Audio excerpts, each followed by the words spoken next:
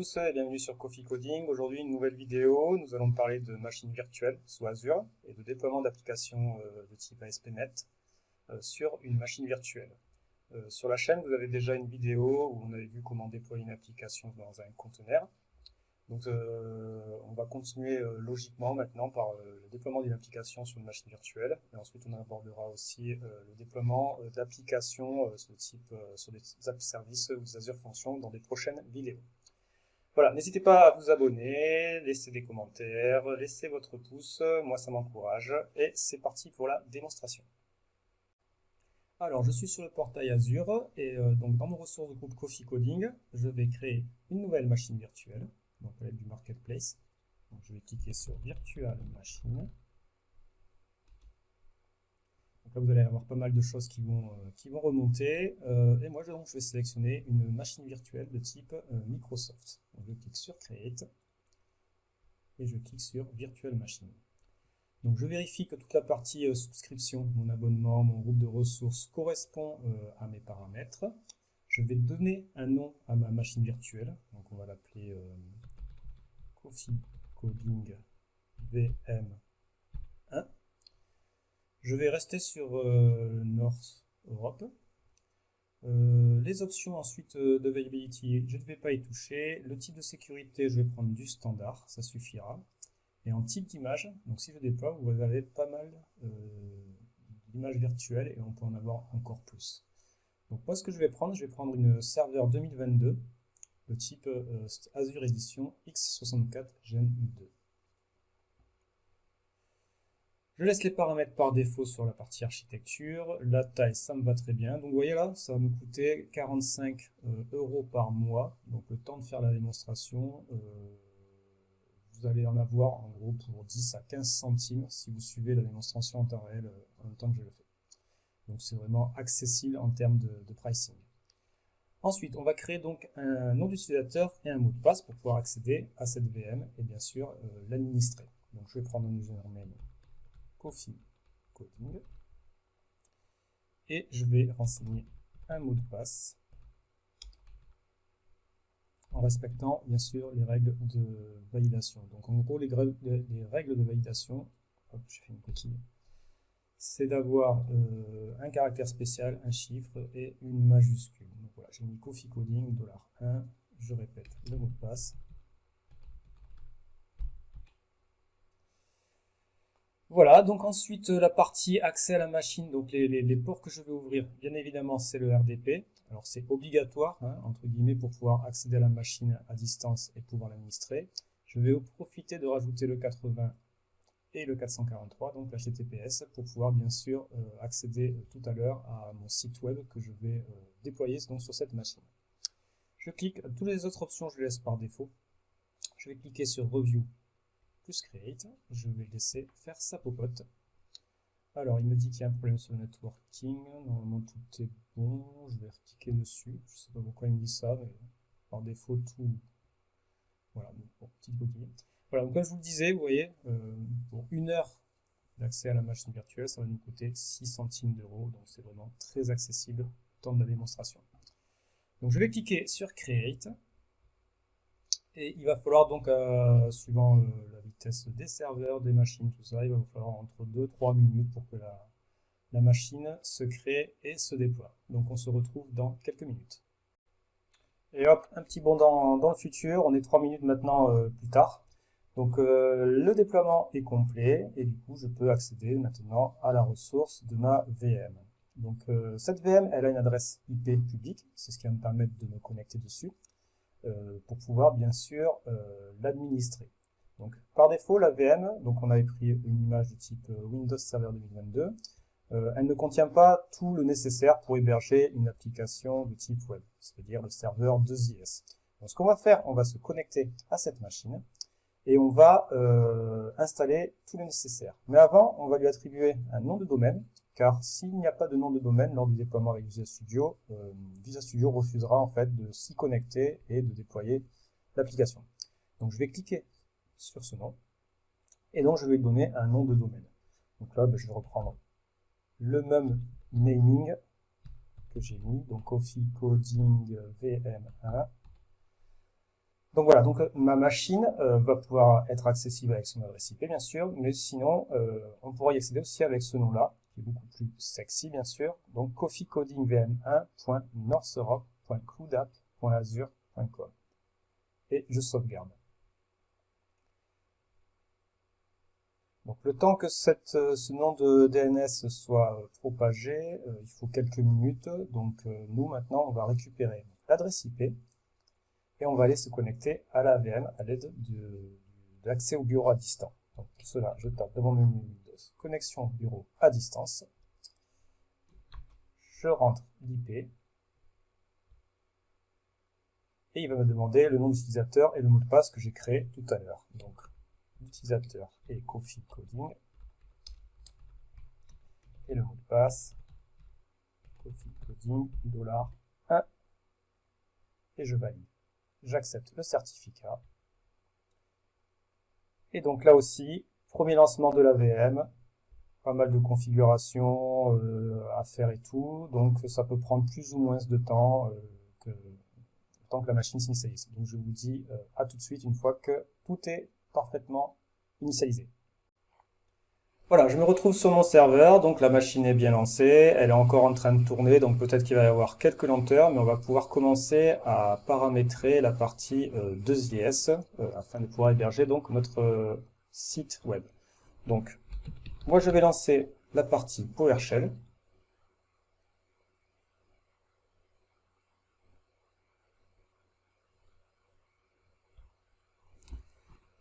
Et donc sur la partie PowerShell, on va installer donc toute la partie 2IS ainsi que le service de management tool, le service web management qui va nous permettre en gros d'autoriser Visual Studio à accéder à cette machine virtuelle via une connexion à distance pour pouvoir faire toute la partie déploiement.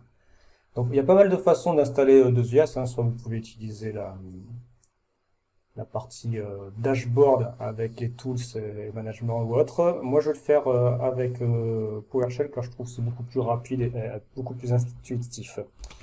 Donc je vais taper install-windows.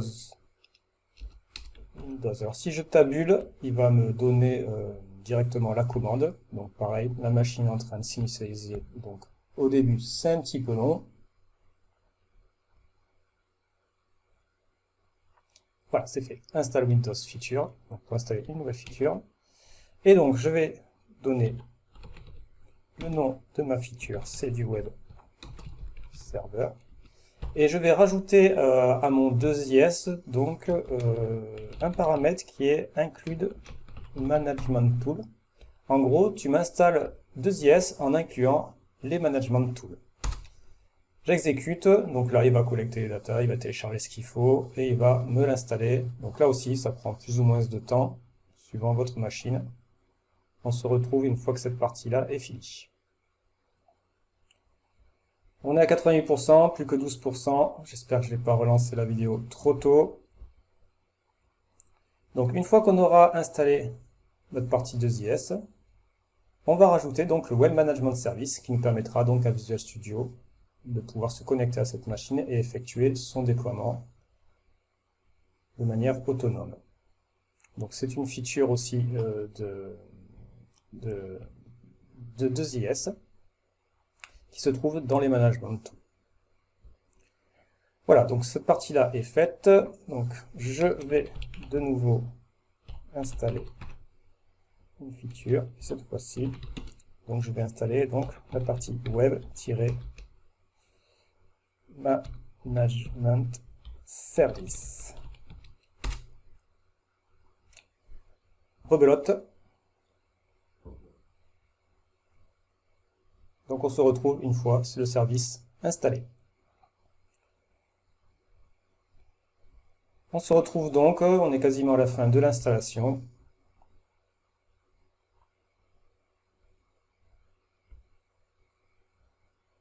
Donc vous voyez, une fois l'installation faite, il nous dit bon, bien sûr l'état de l'installation, si c'est OK ou pas, et si on doit redémarrer ou pas la machine. Donc voilà.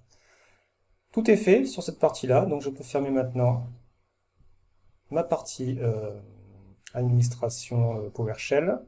Et donc, si je vais dans ma partie maintenant menu, je vais donc avoir mon 2IS qui apparaît le temps qu'il rafraîchisse. Sinon, je vais ouvrir ça.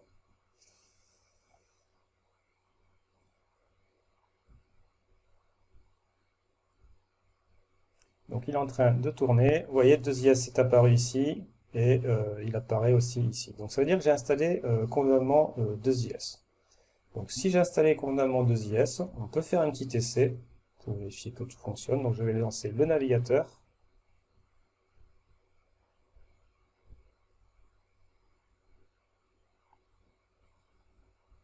Donc premier lancement du navigateur, 1 milliard de messages pour valider les synchronisations ou autres. On accepte tous les disclaimers. Hop, je confirme et je vais démarrer la navigation. Donc, si je veux naviguer sur mon serveur 2IS, je vais donc ouvrir le menu 2IS. Bon, hop, je vais aller par ici.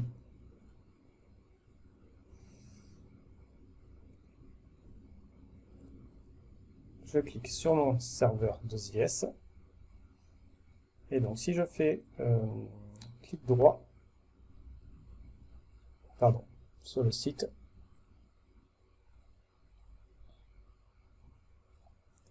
donc si je clique sur Browse,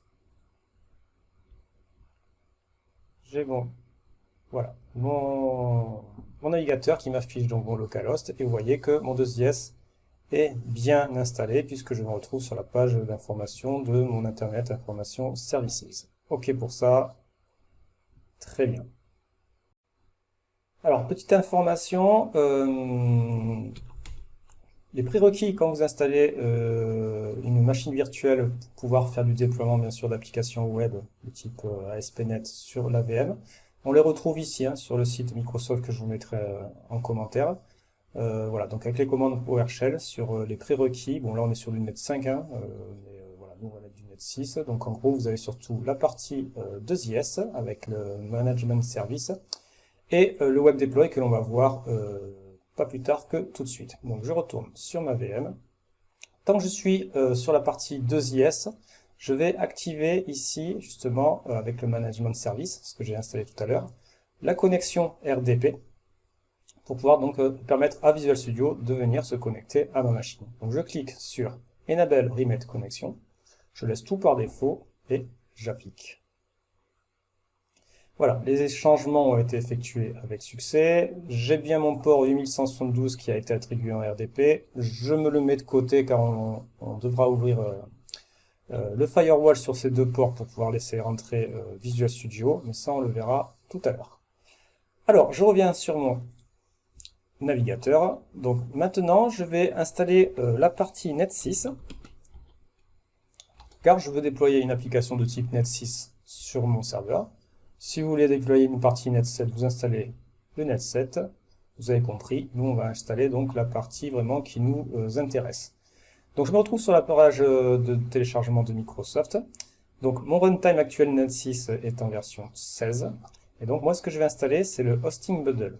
Pourquoi le Hosting Bundle? En fait c'est écrit ici. Voilà. Quand vous installez le Hosting Bundle, vous incluez directement la partie 2IS, la partie tooling au 2IS. Donc c'est exactement ce qu'on veut. Donc du coup, je clique sur Hosting Bundle et j'effectue le téléchargement. Voilà, donc pendant qu'il télécharge, je reviens sur ma page tout à l'heure. On doit maintenant télécharger aussi la partie Web Deploy qui va permettre en gros d'avoir les outils pour que Visual Studio puisse déployer sur ce serveur. Donc, je tape Web Deploy.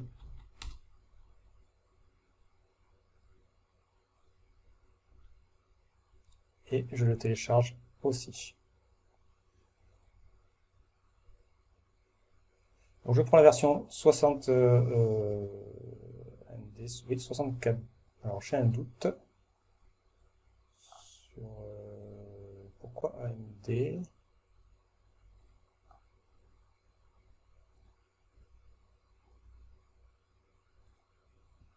Bon, je prends la version 64 bits. et je clique sur télécharger. Je pense pas que ça soit très important.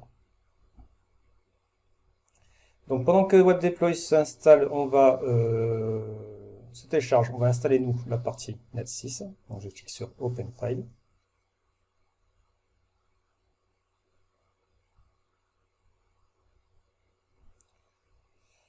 Alors, modifie setup. Ah, bah, apparemment, sur la VM 2022, peut-être qu'il est installé, mais dans le doute, je vais le réinstaller.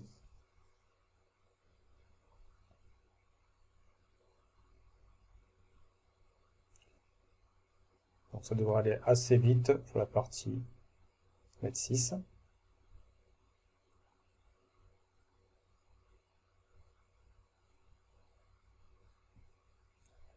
Voilà, il a fini, donc je ferme.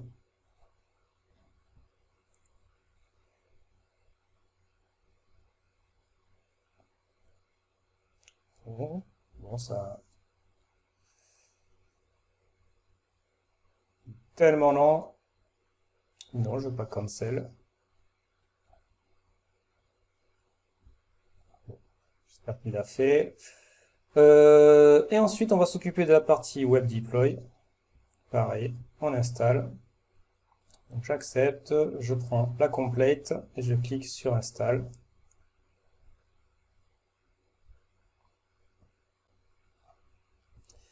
Et voilà, la partie installation du Web Deploy est finie aussi. Donc du coup, je peux fermer tout ça.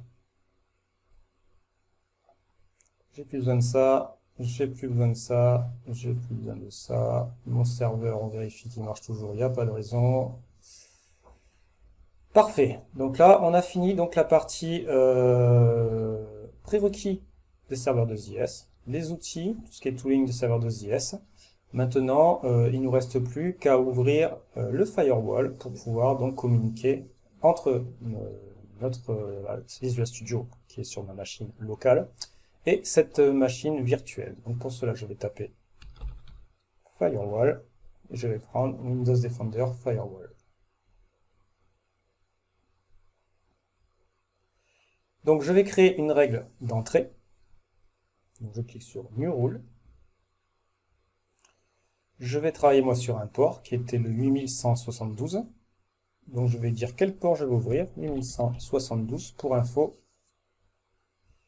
Vous le retrouvez ici. Donc, au niveau de votre configuration du serveur de ZS. Donc je vais ouvrir le port TCP 8172. Je vais bien sûr accepter les connexions entrantes à tous les niveaux et je vais l'appeler TCP 8172 et je valide. Je vais de suite créer une nouvelle règle sur le port toujours 8172, sauf que je vais l'ouvrir aussi en UDP. Je clique sur Next et je mets UDP 8172 et je valide. Voilà, j'ai mes deux nouvelles règles qui sont ici. Et donc on peut maintenant revenir sur notre partie Azure. Donc je me retrouve sur ma partie VM au niveau de Azure. Et la dernière chose qui nous reste à faire donc sur cette VM, je vais retourner dessus, ça va être de gérer la partie networking et surtout les ports que l'on laisse rentrer au niveau de la machine. Donc par défaut, lorsqu'on a créé la machine virtuelle, on avait la partie UDP qui est obligatoire, le port 80 et 443 pour notre futur site web que l'on va créer tout à l'heure. Et surtout maintenant, je voudrais aussi rentrer sur le port 8172 pour que bien sûr mon Visual Studio puisse rentrer dans la machine et effectuer son déploiement. Donc je vais rajouter une nouvelle règle sur le port 8172. Je vais mettre tous les protocoles et au niveau du nom, on va mettre quelque chose de parlant, de compliant, qui soit compréhensible en étant port 8172 et je clique sur Add. Il m'a créé ma nouvelle règle.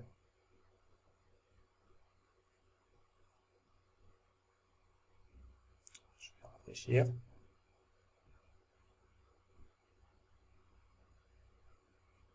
Et voilà, donc j'ai bien mon port 8172 qui apparaît ici. Donc là, on a fini vraiment toute la partie configuration de la VM. Il ne nous reste plus maintenant qu'à lancer Visual Studio pour effectuer le déploiement. Donc je me rends dans mon Visual Studio et là, on va créer un nouveau projet de type web. Donc une ASP.NET Core Web App. Je fais Next. Je vais l'appeler Coffee Coding VM. Je me mets en Net 6, puisque c'est évidemment le framework que j'ai choisi côté VM. Je laisse tout par défaut. Et je clique sur Create. Donc là, j'ai une application qui est créée par défaut, avec le template par défaut. Et si vous regardez, on va arriver donc sur quelque chose avec marqué Welcome. Building with ASP.NET Core, donc parfait. Je touche à rien. Moi, ce que je vais faire, je vais aller créer un profil de publication qui va donc me permettre de déployer sur une VM. Donc pas mal de profils de publication. Je vous le disais en début de vidéo, on avait déjà vu la partie Docker. Là, on est maintenant sur la partie Azure, et dans la partie Azure, on va pas s'occuper de la partie App Service, on le verra dans une prochaine vidéo, mais de la partie donc du coup déploiement sur une machine virtuelle. Donc je sélectionne ma machine Azure Virtual Machine, je clique sur Next. Il me trouve mon ressource groupe, et il me trouve ma VM. Donc déjà, si ici on voit la VM, c'est plutôt bon signe. Donc je sélectionne la VM sur laquelle je veux déployer et je clique sur Finish. Le profil est créé, je ferme la fenêtre et maintenant on va lancer la publication. Il me demande bien évidemment le mot de passe d'accès à la machine virtuelle. Je clique sur OK et donc il va y avoir certainement le certificat de sécurité, voilà, il me demande aussi d'accepter le certificat de sécurité, je clique sur Accept. Et ici, je vais donc avoir ma publication qui va démarrer, et il va donc effectuer tout le travail pour nous. Voilà, donc vous voyez, nous avons compilé l'application et déployé en 6 secondes, donc c'est quand même quelque chose de très très rapide. Donc vraiment, ça répond plutôt bien. Bon, et maintenant, on a notre bouton ici, Open Site, qui va nous permettre donc d'accéder à notre site, où on a aussi ici l'URL que l'on avait créé tout à l'heure, hein, donc à partir du nom qu'on a créé, Coffee Coding VM1, sur cette partie-là. Donc je vais cliquer moi sur Open Site.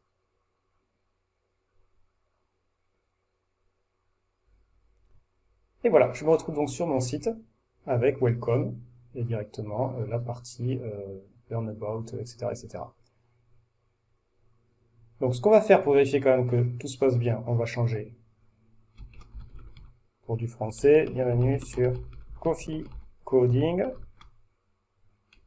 sur une VM. Je sauvegarde, je reprends directement ici. Donc pas besoin de refaire le profil de déploiement, il est sauvegardé. J'ai plus qu'à faire maintenant directement Finish. Toujours le mot de passe.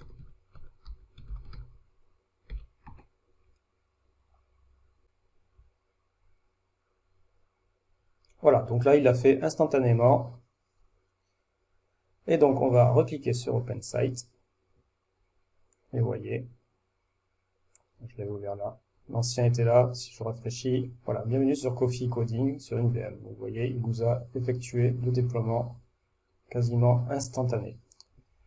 Voilà, c'est tout pour cette vidéo. Donc on a vu comment créer une VM avec Azure, comment la configurer avec tous les outils nécessaires pour pouvoir installer 2IS, gérer 2IS à distance. Et enfin, on a mis en place donc une application web de type ASP.NET que l'on a déployée de manière automatique de notre poste local sur la VM.